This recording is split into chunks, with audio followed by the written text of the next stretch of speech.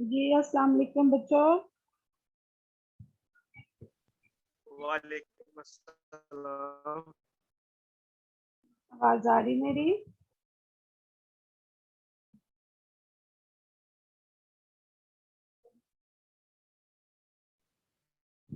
ये आवाज आ रही, पर पहले जो है ना आवाज बहुत ज्यादा कट, तो वो लाजमी वो लेक्चर सेंड कर दीजिएगा ताकि हम मतलब आपकी आवाज नहीं मुझे सही आई, फिर से बोलना जरा बेटे। मैं कह रहा हूँ कि वो जो पहले वाला लेक्चर था ना उसमें आपकी आवाज ना बड़ी कट हो रही थी, तो वो भेज दीजिएगा उसकी रिकॉर्डिंग ताकि उसको एक दो दफा फिर सुने, अफ्तारी के बाद फिर सुने ताकि clear हो जाए। आज मेरी वॉइस ठीक है। आज तो मैंने नए हैंड लेके पहले माइक्रोफोन से मैंने कहा बच्चों को आवाज नहीं ठीक आती, आज फिर मैंने ले लिया। फिर भी अगर आप लोगों को मेरी वॉइस कम आ रही हो तो फिर मुझे बताइए मैं क्या कर सकती हूँ। आज नहीं तो मैम, आज से कम नहीं आज तो सही आनी है, चाहिए। कट हो रही थी, कट हो रही थी, कम नहीं आई। अच्छा, वो नेटवर्क के इश्यूज हैं बच्चों, उसमें क्या कर सकते हैं हम लोग।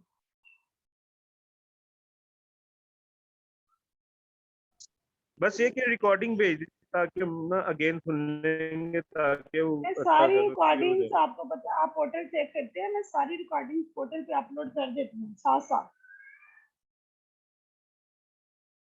आप लोग चेक करते हैं? हम जो सर जी मैम जी, की बिल्कुल सारी बिल्कुल। रिकॉर्डिंग्स हैं बिल्कुल। जी हाँ जी हाँ जी जी। जी मैम, आपकी मैं ये कह रिकॉर्डिंग्स रहा था हैं। कि शाबाश। नहीं, मैं ये कह रहा था कि अभी वाली रिकॉर्डिंग अभी सेट कर दीजिएगा ना ताकि अभी फिर हम देखें अभी वाली स्टार्टिंग। रिकॉर्डिंग जो है ना वो जूम पे जब हम क्लासेस लेते हैं ना, अभी देखिए अगर मैं आपकी क्लास वो रिकॉर्डिंग मैंने स्टॉप कर दी है, इसके बाद वो आपका जो फर्स्ट था उसको रिकॉर्ड होने में एटलीस्ट 30 मिनट्स 25-30 मिनट्स लग जाती है। अब वो कंप्लीट होगी, उसके बाद अब ये हाफ कंप्लीट होगा, फिर इसको मैं रात को अपलोड करूंगी।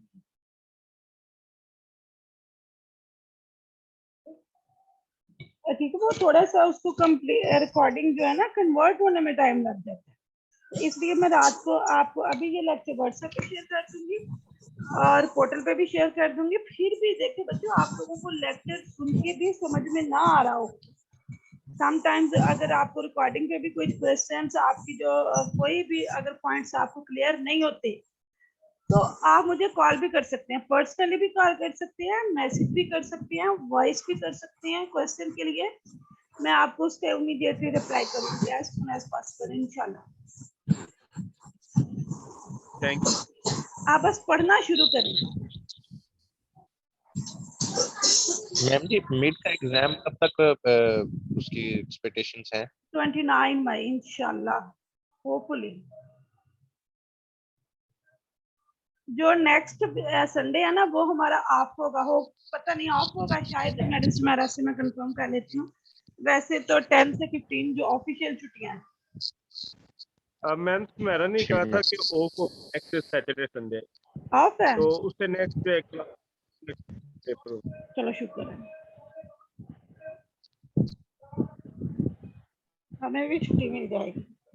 अगर ऑफ हुआ तो इट्स मींस के जो नेक्स्ट है उसमें आपके एग्जाम्स होंगे।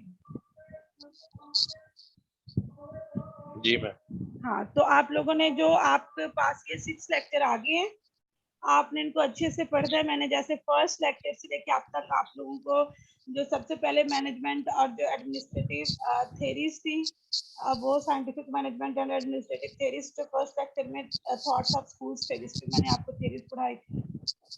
फॉइल के 14 प्रिंसिपल्स हैं। उसके अलावा काफी उसमें आप लोगों को अच्छे समझदार आप लोग बच्चे हैं। ये अगर तो ऑनलाइन पेपर हुआ तो ये एज इट इज नहीं होगा, ये थोड़ा सा एप्लीकेशन लेवल का होगा। इसमें आपकी अपनी राय का भी इजहार है, ख्याल पूछा जाएगा। और इस दफा तो मोस्टली जो बच्चे हैं उन्होंने हैंड रिटन पेपर लेके वो अपलोड किए हैं। जो इंस्ट्रक्शन जो आप बीएस के एग्जाम्स हुए हैं ना हमारे, उसमें हम लोगों ने जो हैंड रिटन पेपर हैं बच्चों से वो लिए,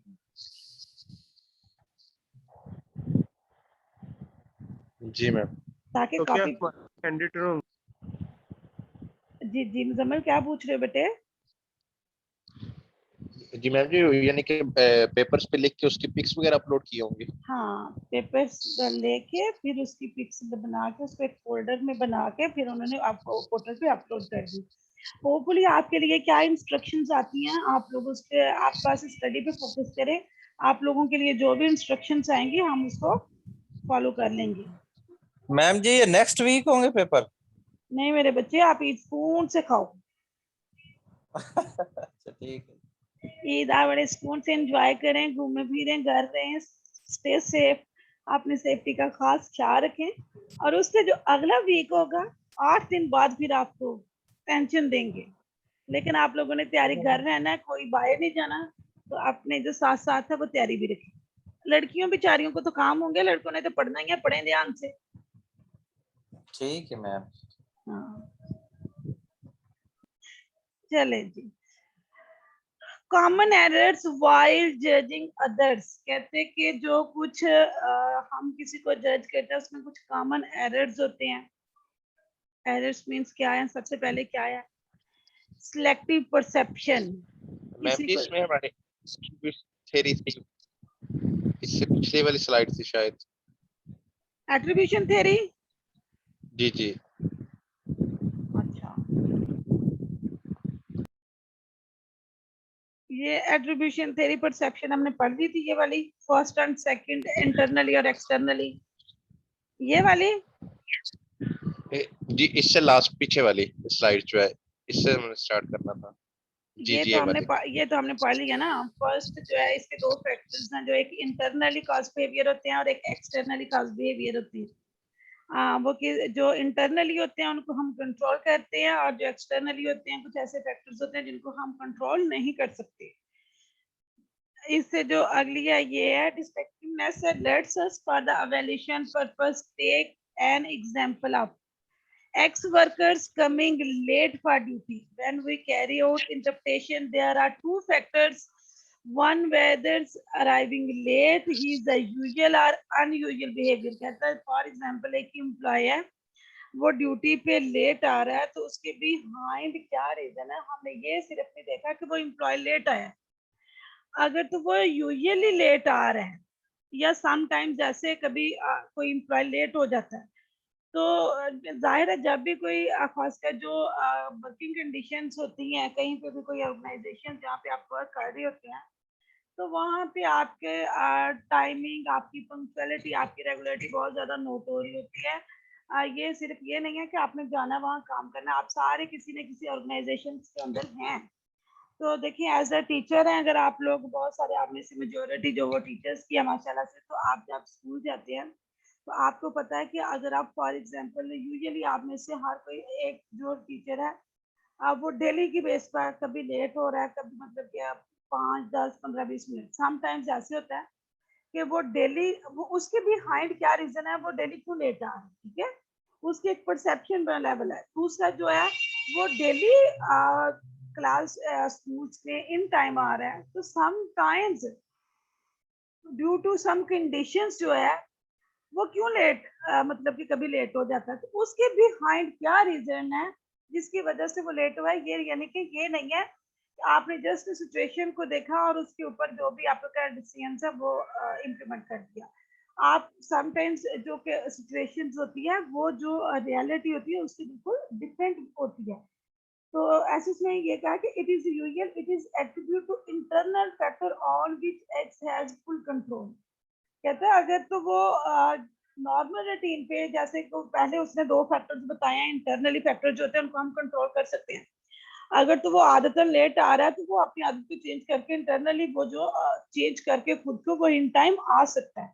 तो समटाइम्स ऐसा होता है ड्यू टू कंडीशंस ऐसी होती हैं, जैसे एक्सटर्नल इन्वायरमेंट ऐसा है, कोई फॉर एग्जांपल मतलब कि बाहर सिचुएशन ऐसी है, रश ऐसा है, उसको ट्रांसपोर्ट का इशू है, उसको सम कोई मिस हो गया जिसकी वजह से हम समटाइम्स उसको कर सकते हैं।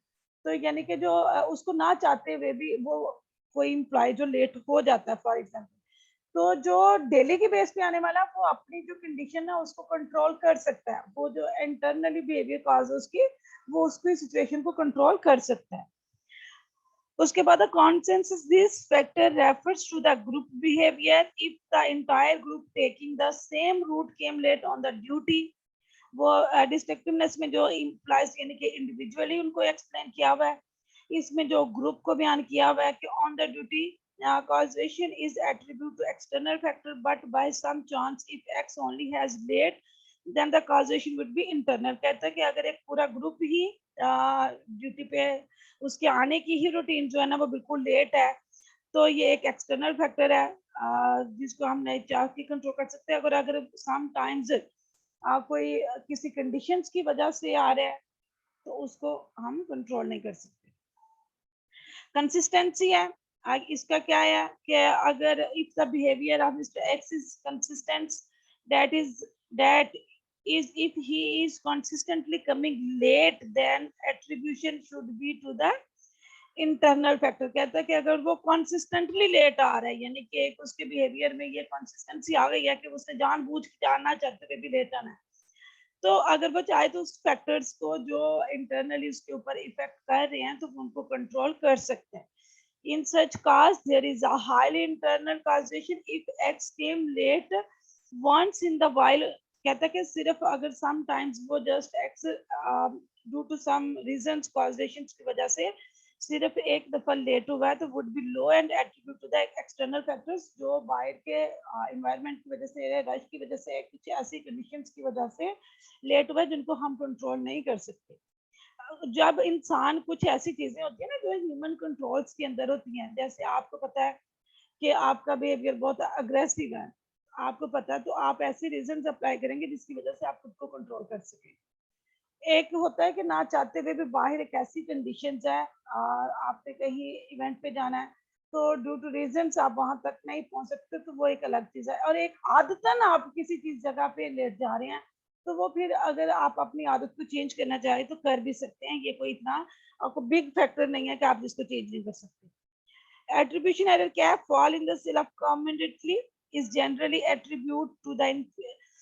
inefficiency of sales force rather than market trend reactions or innovative products launched by the competitors. There is also a self-serving basis, यानी कि ये कुछ जो एट्रीब्यूशन एरर्स होते हैं जो ह्यूमन बिहेवियर्स के अंदर होते हैं, जैसे कुछ चीजों के अंदर आपकी लाइकनेस, आपकी डिसलाइकनेस, जिसमें आपकी एबिलिटी, आपका हार्ड वर्क, आपकी सेल्फ वर्थ और आपके जो कुछ जो सक्सेसेस होती हैं, कुछ फेलियर्स होते हैं, जो एक्सटर्नल फैक्टर्स की वजह से जो आपकी लक वाइस बनती हैं, तो ये भी ऐसी कंडीशंस है जिनको आपकी जो परसेप्शन के लिए जो एक बन जाती हैं आप उसको भी कंट्रोल कर सकते हैं। Aspects of personality that influence perception, कौन कौन से एस्पेक्ट्स हैं? Castro, Zilike and Hendrick indicate the following relationship between personality factors and perception। कहता है पर्सनैलिटी कुछ फैक्टर्स हैं और जो परसेप्शन है उनका आपस में रिलेशनशिप क्या है? Secure person perceive other as a warm individuals. Thoughtful individuals do not perceive situation in the term of black and white but understand there can be different shades of gray। कहता है कि कुछ ऐसी perceptions होती हैं, वो कहता है ना ब्लैक पसंद है ना व्हाइट पसंद है, उसको ग्रे पसंद है। यानी कि हर एक इंडिविजुअल्स की जो पर्सनैलिटी ट्रेट्स के साथ डिफरेंट उसकी कंडीशंस होती हैं जो वो अकॉर्डिंग टू सिचुएशन अपनी जो सिचुएशन को वहां पे अप्लाई करके उसको लाइक करता है, पसंद करता है, उस सिचुएशन को वो परसीव करता है।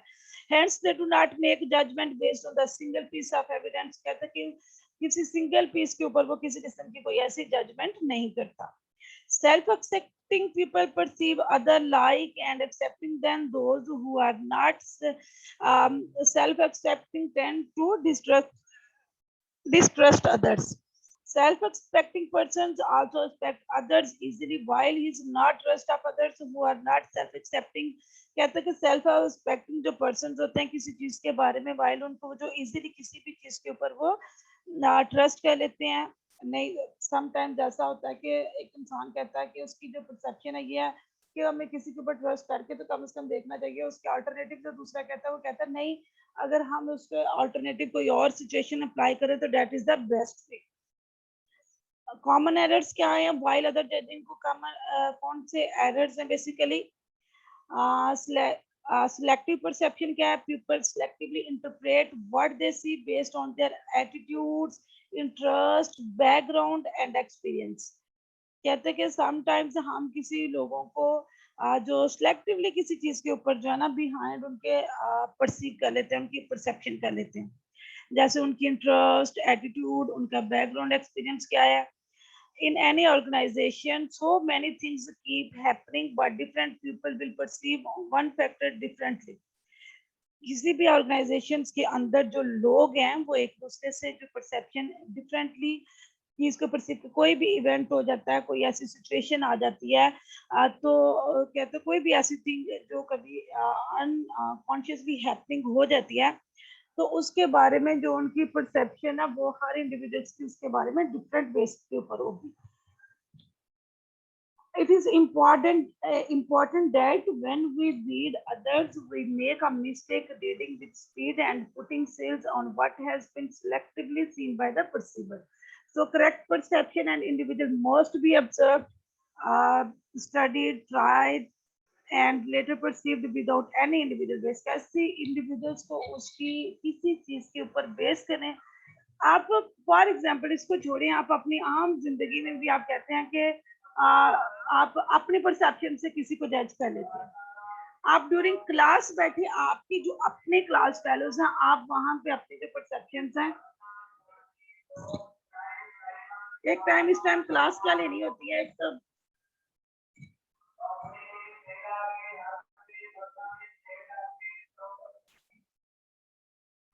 ये क्या आ गया, एक मिनट बच्चों प्लीज.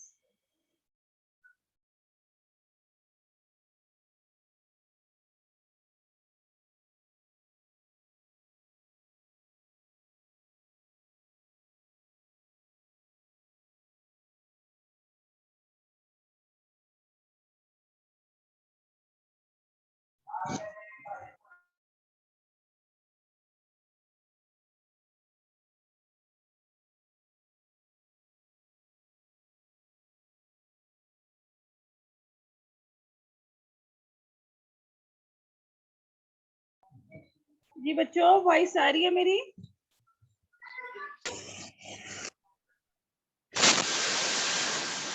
उस्मा, यूनिस बेटे अपना माइक्रोफोन ऑफ कर लें. बच्चों मेरी वॉइस आ रही है?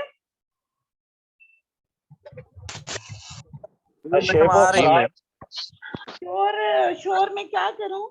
मेन गली में घर है, वो कभी कोई मोटरसाइकिल पे आ जाता है बेचने के लिए चीज, कभी आइसक्रीम वाला आ जाता है, कभी सब्जी वाला आ जाता है.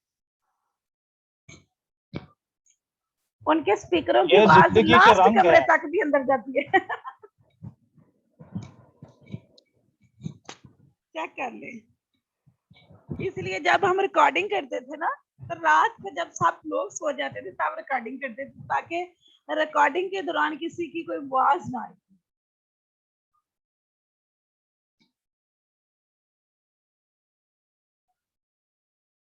चलें, दूसरा एरर क्या है? while judging others, halo effect क्या है? Halo effect refers to judging an individual based on single characteristics such as intellectual ability, sociability and appearances. कहते कि कुछ ऐसे receivers जो basically जिसको हम single situation के ऊपर हम जज कर लेते हैं, सिंगल कैरेक्टरिस्टिक के ऊपर किसी को जज करते हैं, कि जैसे manager visit to sale place and consequent increase in sales volume may be attribute to the visit of the sale manager. कहते समटाइम्स ऐसी सिचुएशंस पे होता है वहां पे एम्प्लॉयज जो बड़ा अच्छा काम कर रहे होते हैं माशाल्लाह से, तो उसकी जो उसके अकॉर्डिंगली एक अच्छा जो एक इम्पैक्ट होता है वो होता है. Perceiver in this situation did not notice the cause of the increased sale probability high demand. ये बेसिकली आपकी किसी भी जगह पे ऑर्गेनाइजेशन से रिलेटेड ये एरर्स हैं कि कहीं भी आपकी जॉब कर रही है, वहाँ पे अगर आपकी आपको कोई जो हायर अथॉरिटीज जो आपसे रिलेटेड आपके मैनेजर्स आपको वर्क करते देखते हैं, तो उस वक्त की जो सिचुएशन होती है वो ये है कि आप वहाँ पे बड़ा अच्छा काम कर रहे हैं, वहाँ बड़ी अच्छी प्रोडक्टिविटी इंक्रीज हो रही है, तो उस लेवल पे जो आपकी उसके सिंगल कैरेक्टरिस्टिक बेस पे वो आपको जज करते हैं कि इस सिचुएशन के अकॉर्डिंगली जो है वो क्या सिचुएशन आ रही है.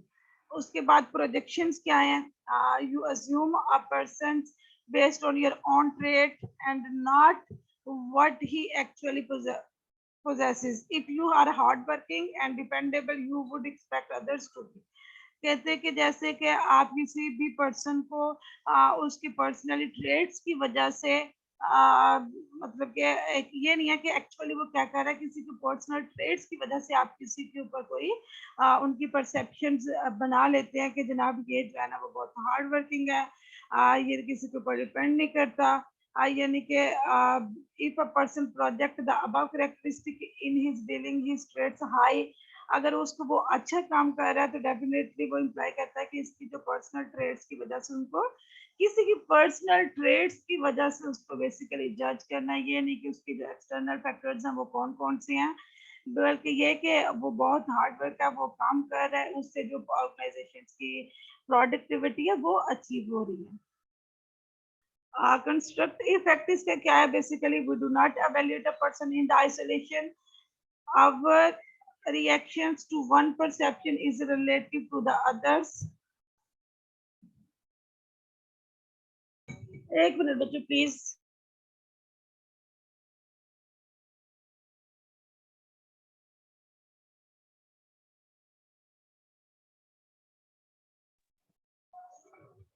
Basically जो contrast effects हैं, we do not evaluate a person in isolation. Our reaction to one person is relative to others. कहते हैं हम जैसे एक सिंगल जो आइसोलेशन की वजह से जो परसेप्शन है, बेसिकली ये जितने भी फैक्टर्स हैं बच्चों, इनका ताल्लुक उनकी पर्सनैलिटी, उनकी हार्ड वर्किंग, उनकी जो इनटू वर्किंग कंडीशंस, उनके पर्सनैलिटी ट्रेट्स, वो कैसी चीजों को ट्रेट कर रहे हैं, कैसी चीजों के बारे में परसीव कर रहे हैं, उसके बारे में उनकी ये टोटल जजमेंट है। तो यानी कि कहीं भी परसेप्शन, जैसे कि आपको फर्स्ट में बताया था कि ये बेसिकली जो परसेप्शन है वो आपके ओन माइंड, आपके ओन सिचुएशन के अकॉर्डिंगली है। आपका हेड आपको कैसे परसीव कर रहा है, आप अपने हेड को कैसे परसीव कर रहे हैं, आप अपने वर्किंग एनवायरनमेंट की कंडीशन को कैसे परसीव कर रहे हैं, अब वहाँ पे अगर प्रोडक्टिविटी इंक्रीज हो रही है तो उसमें आपकी क्या परसेप्शन है। तो ये तमाम जो इंटरनल और जो एक्सटर्नल फैक्टर्स हैं, ये किसी भी ऑर्गेनाइजेशन के अंदर जो एम्प्लॉय काम कर रहे हैं उनकी परसेप्शंस के साथ होती है। चलेंगे, इंडिविजुअल डिसीजन मेकिंग क्या है, decision making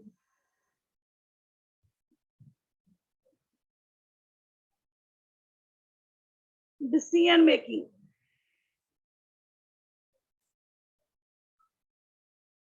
Managers have to take decisions and communicate the same to subordinates or implementation. कहते हैं मैनेजर्स जब कोई भी डिसीजन लेता है तो वो अपने जितने भी सबऑर्डिनेट्स हैं उनका कम्युनिकेट करके उसको इम्प्लीमेंट करता है। Decisions can be of routine nature or may be a strategic consequences. कहते हैं डिसीजन जो है वो रूटीन नेचर में भी हो सकते हैं और सम टाइम किसी स्ट्रेटेजिक जो कॉन्सिक्वेंसेज होते हैं, कुछ सिचुएशंस होते हैं उसके अकॉर्डिंग भी होते हैं। जैसे अभी आपको बताया कि right decisions at the right time, आपको कहीं पे ये नहीं है कि आपने प्लान, कुछ आपने ये है कि आपने अपनी जो प्लानिंग की हुई है, फॉर एग्जांपल आपने अपने पूरे सेमेस्टर की प्लानिंग की हुई है कि इस सेमेस्टर के दौरान आप जो है ना, ये मेरा टारगेट है, ये मैंने आज के लेक्चर, ये लेक्चर कैसे पढ़ना है।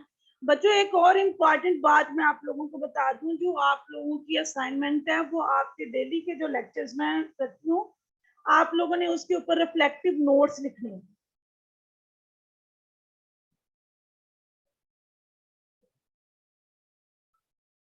मेरी वॉइस आ रही है ना आप लोगों को बच्चों?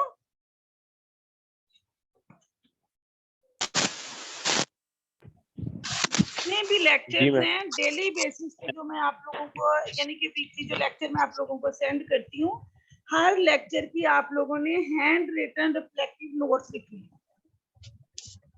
इसकी लेंथ क्या होगी मैम? देखिए नॉट एट ऑल, मतलब कि इतनी कोई नहीं है कि लेंथ आपने पूरी लेक्चर को समराइज करके लिखना है। वो 2 पेज में कर लें, वो 3 पेज पे एक लेक्चर को कर लें। और ये मिड टर्म से पहले सबमिशन होगी इसकी? नहीं नहीं, मिड टर्म से पहले नहीं होगी। जिस दिन मेरा लास्ट लेक्चर होगा उस दिन मैं आपसे सारे रिफ्लेक्टिव नोट्स लूंगी। माशाल्लाह, एक तरफ ईद इजी मनाने की बात की और अभी 6 असाइनमेंट आ गई। चले माशाल्लाह, करेंगे। नहीं अभी तो मैंने आपको कहा है ईद एंजॉय करें, तो ये मैंने कब कहा आमन्ना जब व फाइनल सदाकत। एग्जाम्स आएंगे।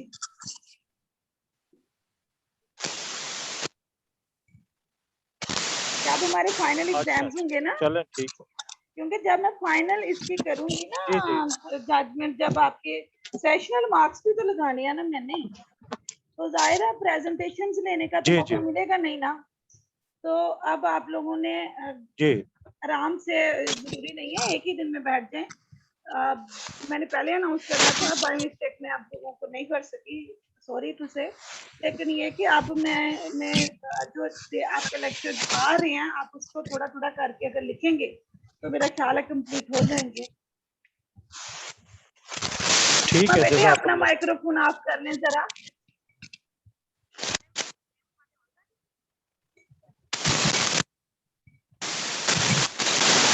अपना माइक्रोफोन ऑफ कर लें प्लीज।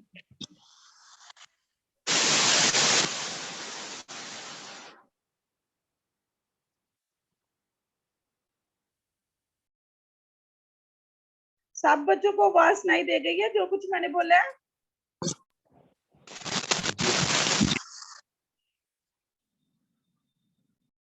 जो मैंने असाइनमेंट दी है सब बच्चों को समझ आ गई है उसकी? Yes ma'am. शाबाश। मैम मिड टर्म तक आप टाइम दे दें, ये नहीं इजी मिड हो टर्म जाए। का नहीं है बेटे, मिड टर्म का नहीं है, फाइनल की बात कर रही हूँ मैं, फाइनल एग्जाम तक। जी ठीक है मैम, थैंक यू। ये मिड से पहले नहीं, मैंने आप लोगों को कहा आप एंजॉय करें ईद आराम से सुकून के साथ। तो बस वो ना आवाज नहीं ऐसे वीडियो जैसे ना रफीक साहब आपको मैंने कहा, आपने कहा एंजॉय करने का कहा है। हम इंशाल्लाह ताला ये जो रिफ्लेक्टिव नोट्स है ना, जब आपके फाइनल एग्जाम्स होंगे ना उससे पहले मैं लूंगी, ठीक है? ठीक है मैम, थैंक यू। हाँ, आप लोगों ने आराम से, अब उस्मा यूनुस बेटे अपना माइक्रोफोन ऑफ कर लें।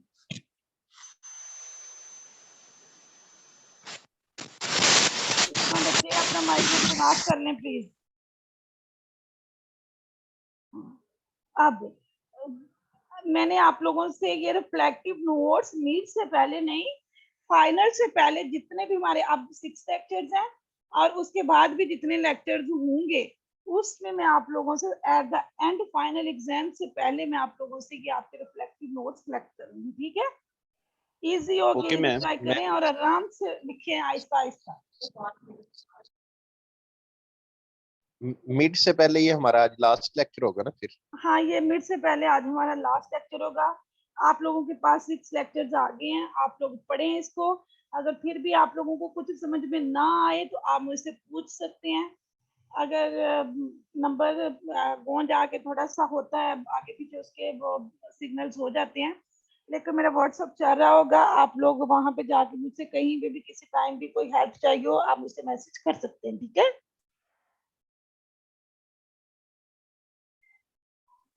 जी मैम। हाँ शाबाश। बस अब आप लोग अपना काम साथ साथ स्टार्ट रखें, छुट्टियां स्कूल से, अपना साथ साथ काम कंप्लीट भी करें, ठीक है बच्चों? चलें जी। डिसीजंस मेकिंग के ऊपर हम बात कर रहे थे कि डिसीजन मेकिंग क्या है। Basically decisions can be routine nature of may be strategy consequences. कहते हैं डिसीजन जो हैं वो रूटीन नेचर पे भी और समटाइम जो स्ट्रेटेजी कॉन्सिक्वेंसेस के हम कभी भी किसी भी सिचुएशंस के अकॉर्डिंगली भी उसको करते हैं। It is the judgment of the individuals to arrive at a particular solutions, the process that takes place in mind in past and based on ability, nature, skill and experience on the individuals. ये basically कहते हैं कि किसी भी situation में किसी भी ability के रिलेटेड ये नेचर, स्किल्स एंड जो एक्सपीरियंस ऑफ द इंडिविजुअल उसके ऊपर भी बेस करते हैं कि वो किस टाइम क्या राइट डिसीजंस लेगा। Once this exercise is carried out, the individual is generally in the position to take an appropriate decision. कहते हैं कि जब एक इंसान उसको कहीं भी राइट प्लेस पे डिसीजंस करता है तो उसके एक्सपीरियंस के अकॉर्डिंगली उसको ये आइडिया भी हो जाता है कि किस सिचुएशन पे मैंने क्या राइट डिसीजंस लेना है। तो फिर वो कहीं भी ऐसी सिचुएशन में वहां पे वो राइट पोजीशंस पे जो राइट डिसीजंस भी ले लेता है। आप लोगों की क्लास बड़ी जल्दी खत्म होती है, पता नहीं क्या बात है। बाकी क्लासेस के 40 मिनट्स गुजरते नहीं है, आप लोगों के 40 मिनट्स नजर ही नहीं आते।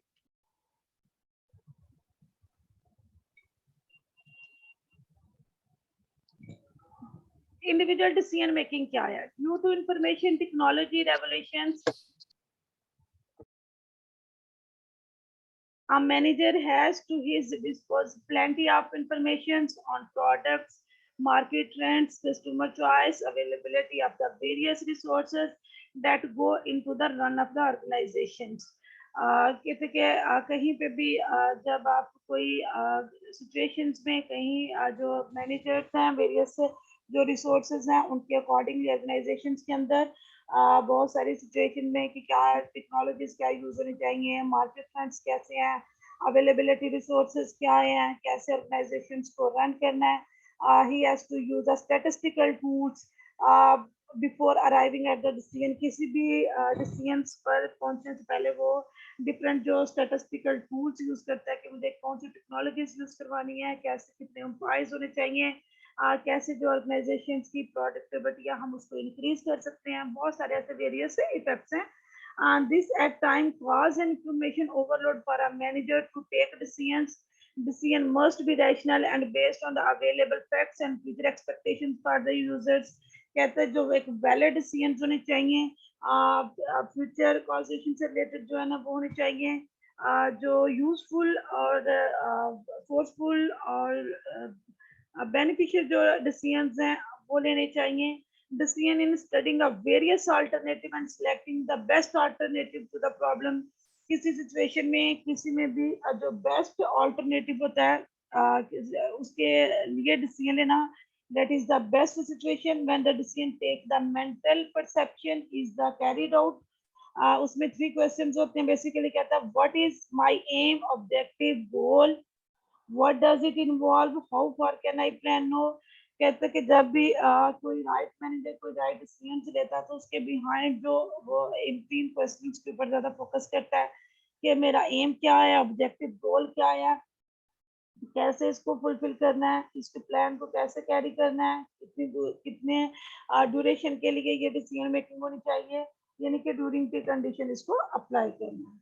कौन कौन से फैक्टर्स हैं इफेक्टिव डिसीजंस हैं? सबसे पहले इंफॉर्मेशन है, adequate information must be available to the decision maker. कहता है जो डिसीजन मेकिंग करनी है उसके लिए एक एप्रोप्रिएट और जो एडुकेट इंफॉर्मेशन है वो जरूर होनी चाहिए कि कौन सी राइट टाइम पे जो डिसीजन मेकर है उसने किस सिचुएशन के अकॉर्डिंगली डिसीजन लेना है।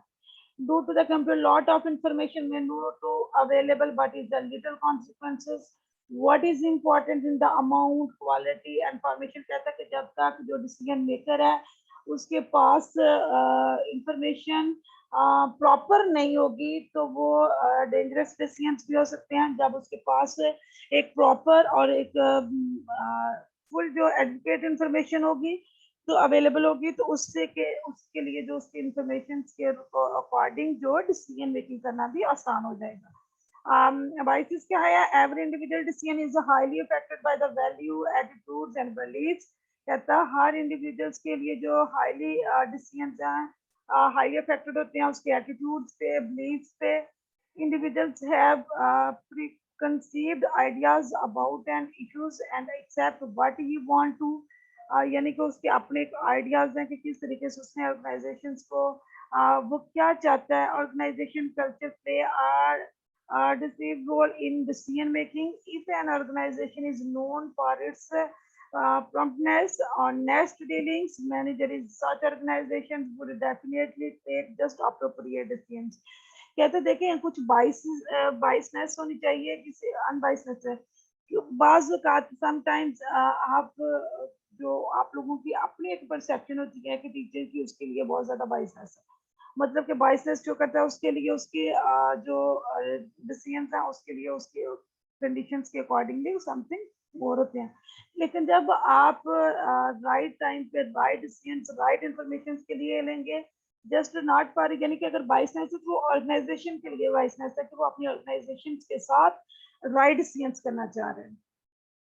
उसके बाद पर्सनल हैबिट्स हैं, वो भी इफेक्टिव होती हैं, अफेक्ट करती हैं डिसीजंस में।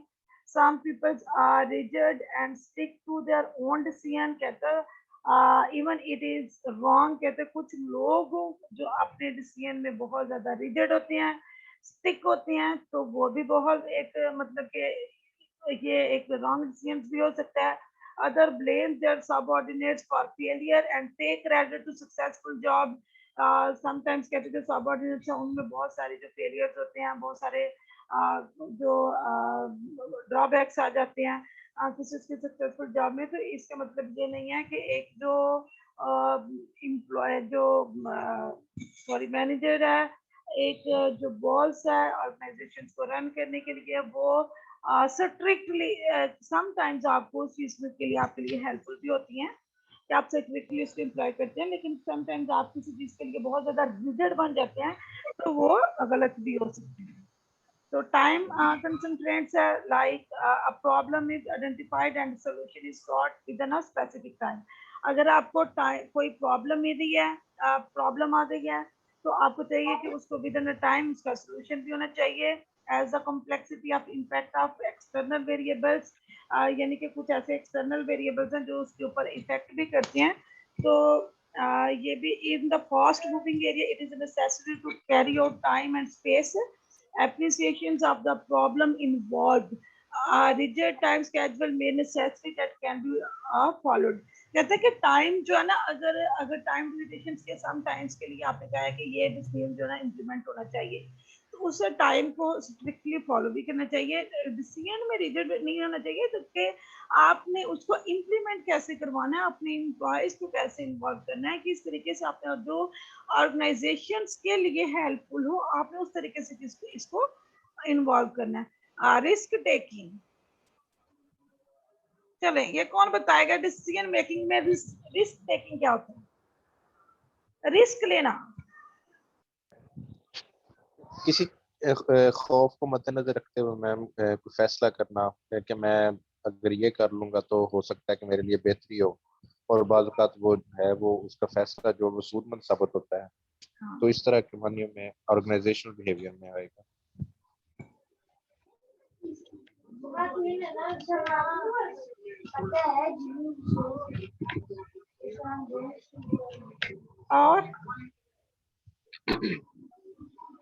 और कौन बताएगा? रफीक साहब, रिस्क टेकिंग क्या होता है? बहुत आसान है। जैसे अभी हमने असाइनमेंट जमा करानी है और हम ये डिसीजन लेते हैं कि इसको हम मिड टर्म के बाद करेंगे, हाँ जी, यानी रिस्क ले लेते हैं कि जनाब जो नेक्स्ट फेज आएगा ना उसके अंदर हम ये असाइनमेंट करेंगे। हालांकि हम इसको अभी से भी शुरू कर सकते हैं, जो जो लोग रिलैक्स हैं और काम कर सकते हैं वो अभी से इसको मुकम्मल करना शुरू कर दें। देखिए कितनी और अगर खूबसूरत हम बात की है। ये डिसीजन लेते हैं कि नहीं जी वो देखा जाएगा, वेख लांगे, कोई नहीं, जब टाइम करीब आएगा फिर देखा जाएगा, तो रिस्क लेंगे। फिर हो सकता है ऐसे कोई एक्सटर्नल फैक्टर आ जाए कि ये आपकी असाइनमेंट मुकम्मल ना हो सके। तो ये लाइव एग्जांपल है जो अभी आपके। Well done. देखिए कितनी खूबसूरत एग्जांपल दिया है कि सम टाइम्स हम उसको डिले कर देते हैं, कोई बात नहीं देख लेंगे। तो जो कुछ एक्सटर्नल फैक्टर्स हैं वो ना चाहते हुए भी आपकी जिंदगी में कुछ ऐसे आ जाते हैं जो आप उस अपने टास्क को कंप्लीट नहीं कर सकते, तो वो आपके लिए फेलियर्स का बाइस बन जाती है। अगर आपकी असाइनमेंट अच्छी नहीं होगी, जाहिर है मैंने तो आपकी जो परसेप्शन है ये आपको मैं वाज़े और फ्रैंकली बता रही हूँ कि आपकी जो परसेप्शन है, आपकी जो असाइनमेंट की बेस पे जो होगी, सेक्शनल मार्क्स किसी पे होने हैं। तो बाकी स्टे सेफ, टाइम बिल्कुल खत्म होने वाला है। अल्लाह ताला आप सबको खुश रखे। एडवांस ईद मुबारक मेरी तरफ से सबको। हमारी तरफ से भी ईद मुबारक, और